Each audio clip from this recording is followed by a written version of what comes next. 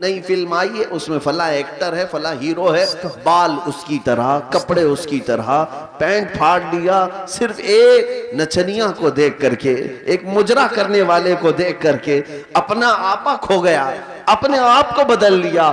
اور ہمارے گھر کی خواتین صبح سے شام تک سیریل کے سامنے، ٹیلی ویژن کے سامنے، اور خواب وہیں سجا رہی ہیں کہ شاید ہمارا بھی گھر ایسا ہی ہو، ہمارا لباس بھی ایسا ہی ہو۔ میرے عزیزوں، دنیا کیا کرتی ہے اس کی تمہیں فکر نہیں ہونی چاہیے۔ عورتیں اگر کسی کو دیکھتی تو وہ سیدہ کائنات فاطمہ الزہرا کو دیکھتی، کم سے کم یہ سیرت کا مطالعہ کرتی کہ ان کا دوپٹہ کیسا تھا، ان کا لباس کیسا تھا، ان کے رہن سہن کیسے تھے۔ اس کو چھوڑ کر انہوں نے آج مجازی عشق کے اور مجازی یہ اسکرین کے اوپر اپنے دل دے بیٹھے۔ اور اسی طرح مردوں کی حالت بھی یہی ہے، نوجوانوں کی۔ اے نوجوانوں، تمہارے ہاتھ میں بنگڑیاں تک انہوں نے پہنا دی، کانوں میں بالیاں تک پہنا دی، بالوں میں چوٹیاں تک لا دی، کیا کیا کر دیا۔ یہاں ہمارے اچھے بھلے مرد کو عورت بنا دیا، عورت بھی نہیں مخنث بنا دیا۔ اور اس پر یہ مزید یہ سمجھتا ہے کہ یہ فیشن ہے، یہ فیشن ہے۔ ارے ادھر سے ادھر سے پھاڑ کر کے پہننے والا، ننگا گھومنے والا اگر فیشن زدہ ہے تو پھر کتا اور بھینس بیل بکری یہ زیادہ فیشن زدہ ہے، کیونکہ وہ تو کپڑے ہی نہیں پہنتے۔ اگر ننگا ہونا ہی فیشن ہے تو جانور سب سے بڑے فیشنیبل ہے۔ میرے عزیزو، جنگلی دنیا کو نہ دیکھو، جو جنگل راج بنانا چاہتی ہیں ان کو نہ دیکھو۔ اگر تمہیں زندگی کے ایمان کے مزے لینا ہے تو مدینے والے کی طرف نبی پاک صلی اللہ تعالیٰ علیہ وسلم کے اخلاق سے بڑھ کر کسی کے اخلاق ہے نہیں، ان سے بہتر کردار کس کا ہو سکتا ہے۔ میرے عزیزو، آج دنیا اگر تم سے بھی منہ پھیر رہی ہے تو اس کی وجہ یہی ہے کہ تمہیں خود نبی پاک کی سیرت نہیں معلوم۔ ایک میں اپنی بات بتاتا ہوں تجربے کی۔ ایک بار ایک ٹرین سے میں اتر رہا تھا، ایک نوجوان نے، میلاد کا دن تھا 12ویں شریف کا، اس نے مجھ سے پوچھا کہ کوئی ایسا عمل بتا دیجئے جو رسول اللہ کو خوش کر دو۔ سبحان ربیع الاول شریف میں آپ بھی کمکمے لگاتے ہوں گے، سجاتے ہوں گے نا گلیاں، جلوس بھی نکالتے ہیں، ساری چیزیں کرتے ہیں، لیکن کچھ کام اور بھی ہیں تمہارے ذمہ۔ اسٹیشن میں تھے، ریلوے اسٹیشن سے اتر رہے تھے، میں نے اس نوجوان سے کہا بیٹا اگر کچھ کرنا ہے تو دیکھو ہم اسٹیشن پہ ہیں، جاؤ کوئی بوڑھا یا کوئی کمزور ہو جس کا سامان بھاری ہو تو اٹھا لو، یہ میرے نبی پاک کے اخلاق حضور کی سنتوں میں سے اور حضور کے اخلاق کریمانہ میں سے یہ بات تھی۔ مکہ میں حضور اس بات پر مشہور تھے کہ اگر کوئی بوڑھا سامان اٹھا کر جا رہا ہوتا، نبی پاک خاموش نہیں کھڑے ہوتے، اس کا سامان اپنے کندھے پہ لے لیتے۔ ہاں، حضور اکرم صلی اللہ تعالیٰ علیہ وسلم کے متعلق حضرت خدیجہ الکبریٰ رضی اللہ تعالیٰ عنہ نے بھی یہ فرمایا کہ آپ بوڑھوں کا، کمزوروں کا بوجھ اٹھاتے ہیں، اللہ آپ کے ساتھ برا کبھی نہیں فرمائے۔ میرے عزیزو، میں آپ کو ایک تجربے کی بات بتا رہا ہوں۔ وہ نوجوان گیا ڈھونڈتے ہوئے، ایک بوڑھی عورت اتر رہی تھی 2 بڑی تھیلیاں لے کر، اس کے پاس گیا کہ اماں جی یہ مجھے دے تو میں پہنچا دوں گا آپ تک۔ پہلی بات میں ظاہر سی بات ہے اجنبی کو کون سامان دے گا؟ اس نے منع کیا کہ بھائی چھوڑ دو، میرا سامان مجھے لے جانے دو۔ وہ نہیں دے رہی تھی، اس نے ضد کیا کہ مجھے دے دیجئے۔ وہ خاتون کہنے لگی پہلے یہ تو بتا تو کولی ہے یا سامان اٹھانے والا ہے؟ ڈریس سے تو نہیں لگتا، کہیں میرا سامان اٹھا کے بھاگ گیا؟ اس نے حقیقت بتائی، اماں جی بات یہ ہے کہ آج 12 ربیع الاول ہے، سبحان ہمارے پروفیٹ محمد صلی اللہ تعالیٰ علیہ وسلم کا جنم دن ہے، اور ہمارے نبی پاک صلی اللہ تعالیٰ علیہ وسلم بوڑھوں کا اور کمزوروں کا بوجھ اٹھاتے تھے۔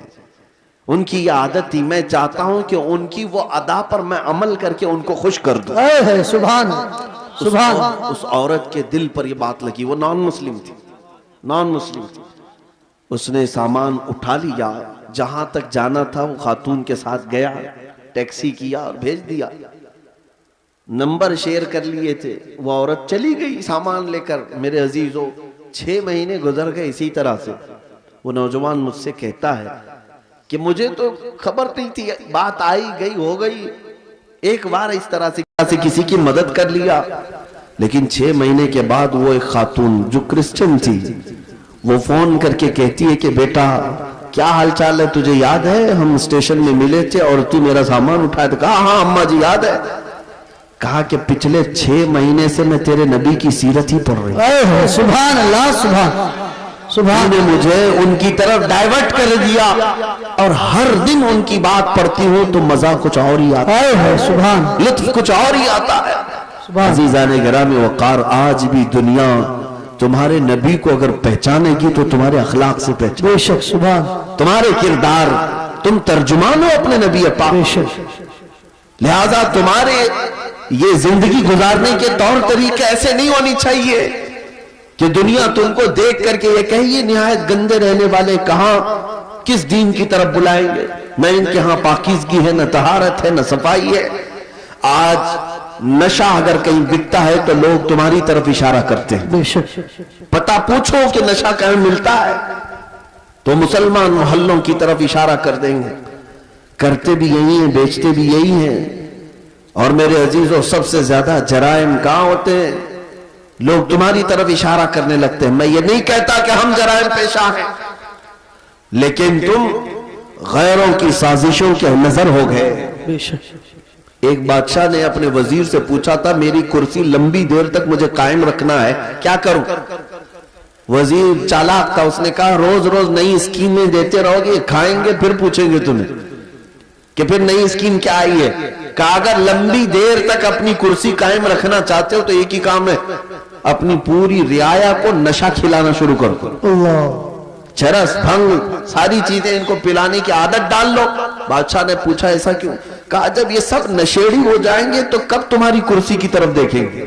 جی، ان کو ان کا نشہ مل جائے گا، بس وہ سوچیں گے بھی نہیں کہ کون حکومت کر رہا ہے، کون کرسی پہ بیٹھا ہے۔ جی، اس فارمولے پر دنیا آج بھی عمل کرتی ہے۔ جی، اگر حق بات کوئی جماعت دنیا میں کرتی ہے تو وہ میرے مصطفیٰ کے غلاموں کی جماعت۔ بے شک، بے شک، دنیا کو یہ پتا ہے کہ یہ اگر اٹھ گئے تو کرسیاں بھی ہلاتے ہیں، بے شک، یہ اگر اٹھ گئے تو حق بات کے اعلان کے لیے اپنی گردنیں بھی لٹا دیتے ہیں، کٹا دیتے ہیں۔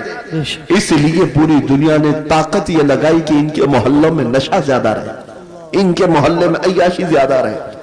یہ سارے فیشن کہاں سے شروع کیے جاتے ہیں آپ کو پتا ہے؟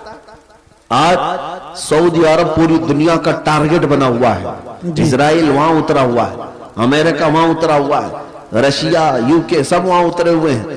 ہم تو اسے مرکز اسلام مانتے ہیں، مکہ مکرمہ اور مدینہ طیبہ ہونے کی وجہ سے، اس لیے نہیں کہ بادشاہی حکومت ہے، لیکن جن کو پوری دنیا میں اپنے فیشن پھیلانا تھا پھیلا دیتے، لیکن عرب میں کیوں گئے؟ اس لیے کہ انہیں پتا ہے۔ بہت زمانے پہلے اقبال نے کہا تھا یورپ اگر کسی بات سے گھبراتا ہے نا مسلمانوں سے تو کس بات سے؟ یہ فاقہ کش موت سے ڈرتا نہیں ذرا، بے شک، روح محمدی اس کے بدن سے